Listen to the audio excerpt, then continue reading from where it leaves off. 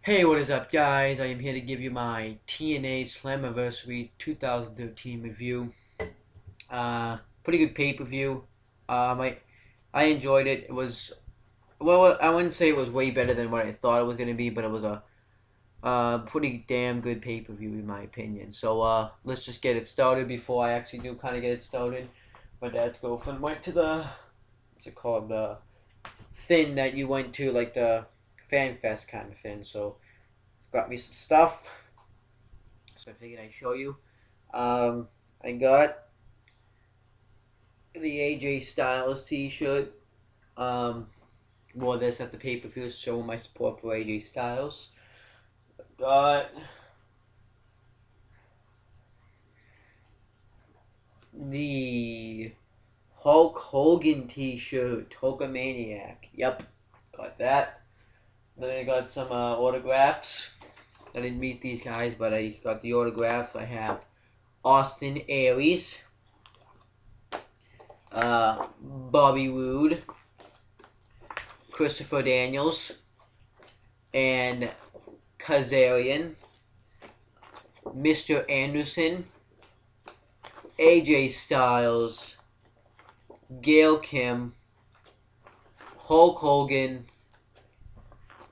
Devon, Jeff Hardy, and Bully Ray. Pretty damn good stuff right there. So now let's just get to the review of the pay-per-view. No, that's not my phone. That's my phone.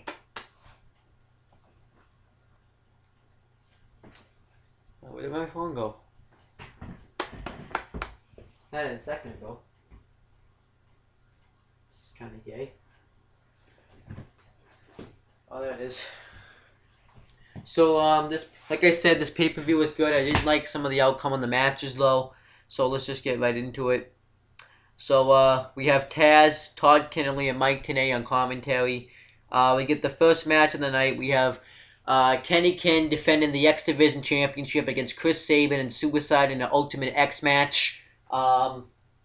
This was actually a really good match. I really enjoyed this match. I like what Suicide brought to the table when he did the um, when he did the arm drag off the top rope, and then he gave Kenny Ken the head scissors. Like when Suicide was going for to get the championship off the cables, but Kenny Ken gave him an Insiguri and he landed off the apron. Um, there was another part in this match where Kenny Ken was gonna do the drop kick, but he ended up failing, and then he hit the missile drop kick on both Kenny Ken and Chris Sabin. Um, I liked the part where Kenny Ken gives no Chris Sabin gives Kenny Ken a power bomb, and then Kenny Ken he has Chris Sabin and Insiguri. Suicide drop kicks Kenny Ken, and then um, Chris Sabin went to do his finisher. That Kenny Ken hit him with a blockbuster neckbreaker springboard, and that took a lot out of him. Another good spot was when Kenny Ken did the power bomb, and Chris Sabin did the back suplex, and they all did the double thin, whatever they call it. Um, then Kenny Ken, Chris Sabin, and Kenny Ken are all going to get the championship. Um, Kenny Ken pulls at Suicide's mask, and he falls off. Sabin and Ken are both struggling to get there. Kenny Ken falls off, and Chris Sabin grabs the belt and wins the championship.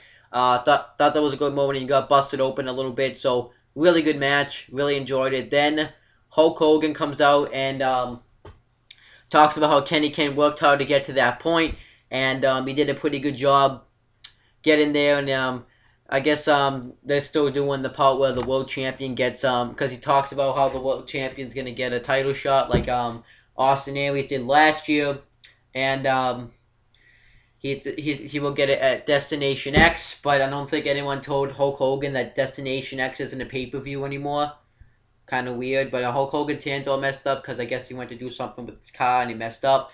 So then Hulk Hogan talks about how the Aces and Eights going to be taken out tonight, and it's gonna start with Stin and Pokes, and then Mr. Anderson, Wes Briscoe, and Garrett Bischoff come out and talk about how aces and eights are just gonna leave victims. Hogan calls them all pussies, and he says that Eric Bischoff's a bitch, and so is Garrett. So then he makes the match with Samoa Joe, Magnus, and Jeff Hardy versus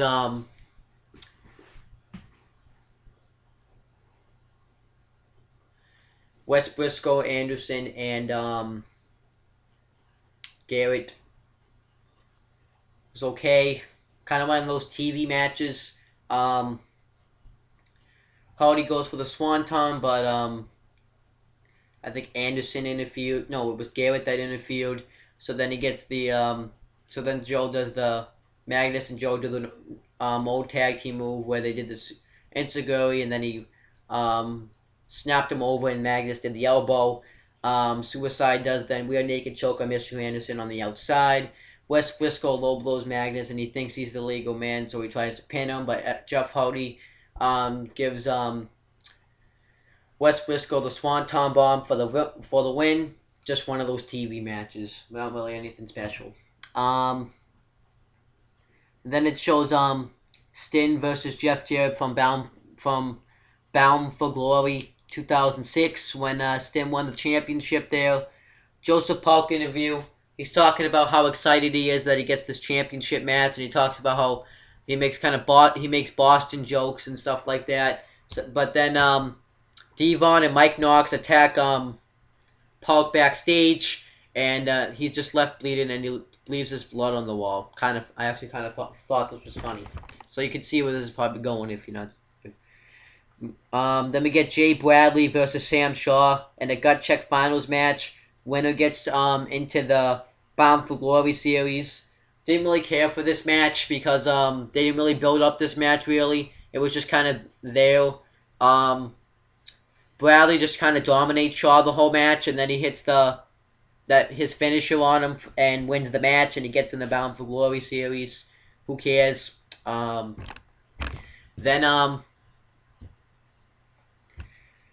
he says that he gets an interview with Christy Hemming, and he says that he's gonna win the Bound for Glory series. He says that he's the first man into the Bound for Glory series. He's gonna be the last man out. We get Austin Aries and Bobby Roode interview. Bobby Roode says that he's been the longest reigning world heavyweight champion in history. This is the only team that's made out of world champions. Austin Aries talks about how he cast in the shot at Destination X for his X Division title and beat Bobby Roode to become the world heavyweight champion. And then Bobby Roode says that they're going to win the tag titles, and he says that Gunner is no Bobby Roode. We get Joseph. It shows the build up between Joseph Park and Devon. We get Devon with Mike Knox defending the television championship against Joseph Park. He talks about how Joseph Park couldn't get out there. He keeps but he doesn't have it in him. Just like the Boston Celtics didn't have it in him to beat the Knicks, which I thought that was kind of great that he said that. So then he says that he has the referee count to 10, and if Joseph Park's not out there, Devon wins the match. Joseph Park never shows up, so Devon retains the championship. And then he says that that kind of makes an open challenge to Abyss if he's there, that he would destroy him. And but he's not there. You totally could see Abyss coming. They have an okay match. Abyss hits the choke slam and the black hole slam and becomes the new television champion. Not really that. It was kind of predictable. Then it shows Kurt Angle versus Stin from Bound for Glory 2007. It shows Stin winning the championship there. We find out the next TNA Hall of Famer.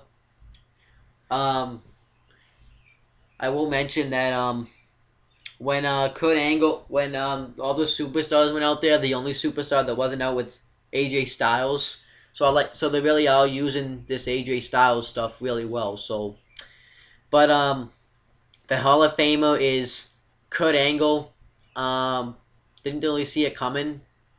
But yep. So I think Kurt Angle deserves to be in it, but this kind of means that he's probably not going to get into the WWE Hall of Fame now because he's in the TNA one. So hopefully that's not the case. But they showed like a little video package for him about him winning the Olympics, and everything that he's done with TNA. He doesn't show any of his stuff from WWE. Um, so then Kurt Angle Karen Jarrett just kind of puts him over. No, not Karen Jarrett. Dixie Carter puts him over by saying that when Kurt Angle when he was talks about his Olympic stuff when he broke his neck, and that when he came into TNA it changed TNA forever, and we could have never done anything without you. Kurt Angle thanks his wife and his kids, and he thanks God for giving him the skill of wrestling. And he thanks TNA for making him love wrestling again. He thanks Dixie Carter and Jeff Jarrett, and he thanks pretty much all those superstars that he's wrestled. He mentions the guys like Bobby Roode's, James Storms, AJ Styles, stuff like that. He said he wasn't expecting it, and that was really it. Kind of a nice moment to see Kurt Angle get inducted into the TNA Hall of Fame. Wasn't expecting it. He's still probably going to be a full-time wrestler though, so that's just my opinion. But I was expecting them to do the AJ Styles and Kurt Angle match right then, but it was fine. Then it shows Sting arriving building from earlier tonight. I get Bad Influence, Christopher Daniels and Kazarian interview. They talk about how they're going to win the tag team championships and how the tag team championships meant nothing before they got the championship, before they won those titles, because they weren't defended 2 years ago, but they were defended last year and this year. And he says that they don't like James Storm. Kazarian says that he doesn't like James Storm, but they respect him, and they're going to walk out tag team champions. Then it shows the hype for the tag team championship match. Then we get Hernandez and Chavo Guerrero defending the World Tag Team Championships against Bad Influence, Christopher Daniels and Kazarian, Austin Aries and Bobby Roode, and Gunner and James Storm in an elimination tag team match, fatal 4-way tag team match. Very fun match to watch. It starts out with Chavo's team and Bad Influence's team. They just kind of dominate them. So then because I think it was Daniels tags in Aries and they fight a little bit. Then just kind of continue from there. It was just kind of one of those traditional tag matches. Eventually, all the teams stopped brawling, and Storm and Daniels and Kazarian are the last ones standing. There was one part in this match where Chavo Guerrero and Hernandez did a headbutt, did a high shoulder blocks from the ramp to, I think it was Bad Influence. Then Bad Influence took control of Hernandez, and then Chavo gets the hot tag, and then they're gonna do the frog splat. There was one part where Daniels hits James Storm with the tag team championships to the leg. Then Chavo hits the frog splash on Daniels, and then but Aries distracts the referee, and Daniel. No, it was Kazarian that hit it, and Daniels who uses the tag belt on Guerrero, so that Bad Influence gets disqualified. Then Aries pins Guerrero, and the champions get eliminated. So it's down to Austin Aries and Bobby Roode versus James Storm and Hernandez. I really liked that. You had Hernandez just jump on Storm and Gunner, and they're just dominating Gunner. And when Gunner went to go get the tag on James Storm, Bobby Roode swipes the leg, and then James Storm gets a hot tag, and he does the backstabber. Not the the backstabber. So then he tags Gunner back in. He gets him in they call it the Gunner rack now. But he gets Bobby Roode. No, it was Aries, but Roode gets him out of it. Aries does a drop kick in the corner. Bobby Roode does the spine buster, and Aries does the 450 splash. But Gunner kicks out. Then James Storm comes in and throws Roode outside the ring. Then hits this last call super kick on Aries and hits the Gunner rack on him.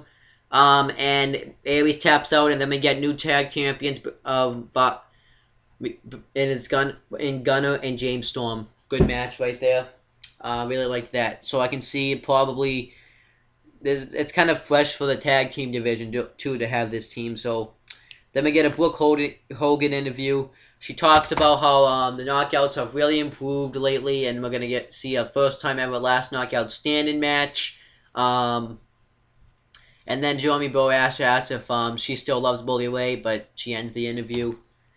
Then it shows the build up between Taryn Terrell and Gail Kim. We get Gail Kim versus Taryn Terrell in a last knockout standing match. I knew this match was going to be good, but I didn't think it was going to be as good as I thought it was going to be. You have Gail Kim get that submission move that AJ Lee does now in WWE, and I thought that was good, but Taryn Terrell gets up. Then she grabs a chair, but Taryn Terrell moves. Then she bumps her leg on the chair and then puts the figure four leg lock around the steel post. Then she goes, but Taryn Terrell still gets up. Then Gail Kim goes to charge Taryn in the corner, but Taryn Terrell moves out of the way and there's the chair there. So she hit face from the chair, but she gets up. Then she hits the figure four leg lock on Gail Kim around the post, but she gets up from that. Then she goes for the suicide dive on the outside, but misses. But she gets up Taryn gets up from that, and then Gail Kim sweeps the leg, but Taryn gets up from that. Then Gail Kim goes for a pile driver, but Taryn counters and does the bulldog off the stage ramp, and Taryn Terrell gets up, and Gail Kim loses the match. I didn't really understand why, because they were really pushing Gail Kim real hard, so I didn't really understand why they went for Taryn Terrell, because now all that stuff was just pretty much for nothing. So I think now that, so I don't think, yeah, I think you should have had Gail Kim win because she was being built up and she took out the champion. So I think Gail Kim should have won that match. Then it shows Sting versus Mr. Anderson from July 2010, which actually I don't think was, I think the date was wrong because Mr. Anderson I don't even think was in TNA in 2010. Correct me if I'm wrong though. Then it shows AJ Styles and Kurt Angle's rivalry. Then we get Kurt Angle versus AJ Styles. Really good match here. AJ Styles has new music, and I really like. It kind of fits him because of his character that he's in, and it was really good music, and he had the smoke and everything. So that music was awesome. Then you had Angle he tries to go for that calf lock early, but Angle tries to go for the ankle lock. AJ Styles attacks him on the outside, does the drop kicks. Then he starts dominating Kurt Angle, but Kurt Angle comes back. There was a point, and there was a part where Angle's knee was taken out, and Styles works on that a lot. He does the half Boston Crab. He does the drop kick to the knee. But then Angle ends up coming back. He does German suplexes. There was one German suplex he did where AJ Styles just fell backwards. But then there was another part where Angle went for the ankle lock, but Styles counted to not a non-ball, what's it called? I forget what it's called, but yeah, but he just throws him over with the arm. Then Angle does the angle slam, but AJ Styles kicks out. AJ Styles gets him in the calf lock, but Angle gets the ropes. Then Angle gets him in the ankle lock, but Styles gets, and then he has it real hooked in, but Styles gets out of it. Angle does the belly to belly back suplex to Styles off the top rope, but he kicks out. Then Kurt Angle, they're both doing wrestling, but then Angle rolls up Styles and he wins the match. I don't really understand why, because I think they were building up Styles really well. And I think Styles kind of needed the win more because Angle did get inducted to the Hall of Fame, so it's not like he really needed this win. I think Styles needed the win more because he would have benefited more from it. So I think Styles should have won. Then Bully Ray's backstage. He's talking about how he's gonna go destroy Sting and he's gonna use the he's gonna use the power driver to beat him and break his neck. We get it shows the build up for Bully Ray and Sting. Then Bully Ray. Then we get the last match, the main event. It's Bully Ray defending the World Heavyweight Championship against Sting in a no holds barred match. And if Sting loses, he can never have another World Heavyweight Championship match ever again. This match was really good. Before the match starts, Sting gives him the Stinner Splash and whips Bully Ray with the championship belt. Then they kind of brawl for a little bit. Then Sting hits him keeps hitting him with the belt. Then eventually Bully Ray takes control and beats the hell out of Sting, throws him into the steps. Then he goes backstage to get a chair, but it backfires. And Sting uses the chair and then Brooke Hogan came out, and for some odd reason, I guess to build up that, but Sting tells her to leave, but then Bully Ray does a low blow and hits him with the chair, and then he hits him with what'd he do? I forget what he did. I think he hit him with his move, and then he kicked out. But then Bully Ray did a powerbomb to Sting through the table, and then Sting kicked out. He did a power driver, Sting kicked out. And then he grabs a knife, and he cuts the ring, and then he exposes it so you can see the wood, and he power drives him on there, but he still kicks out. And then Sting does the Scorpion Death Drop, and that really pissed me off. I thought he was going to win, but Aces and Eights pull the left out and attack Sting, but Sting low blows him and fights him off. And then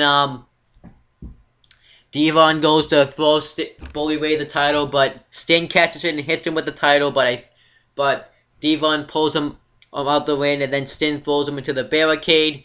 And then Mr. Anderson comes in and throws a ball peen hammer to Bully Ray, and Sting goes to get off the top rope, but he gets hit with the hammer and loses the match. So I was expecting Bully Ray to win, but this match was really good. There were parts where I was pissed off that I thought Sting was gonna win the match, but I don't know where they're gonna go from here, since Sting is pretty much done now, and now Bully Ray is still in the World Championship. I can see him maybe doing an Angle Bully Ray match, but I don't know where they're gonna go. I think they should continue though with the Angle Styles and give Styles the win. But I'm definitely gonna go watch though AJ Styles' new music. I still don't understand why Gail Kim and AJ Styles lost. They deserve to win more. I liked that Abyss is the TV champion. I don't know really what he can do with it though, since he has to beat Joseph Park too. I think they should just drop the Joseph Park angle. Chris Sabin's the X Division champion. I wanted Suicide to win, but I kind of saw Chris Sabin winning, but I like Suicide more. Storm and Gunner's the tag champions. I'm not too mad about it, but then I wanted Bad Influence or Aries and Rude to kind of win it because they're gonna go further than Gunner is. And what else? Oh, the Jay Bradley stuff, terrible. Those were just like matches you would see on Impact. But that's pretty much it for my review. I will be back tomorrow for a Raw review and on the Talkinator stuff. I'm gonna be remember 300th video coming up, so don't forget. I'm gonna be posting that on Facebook too. But that's pretty much it, guys. See you later.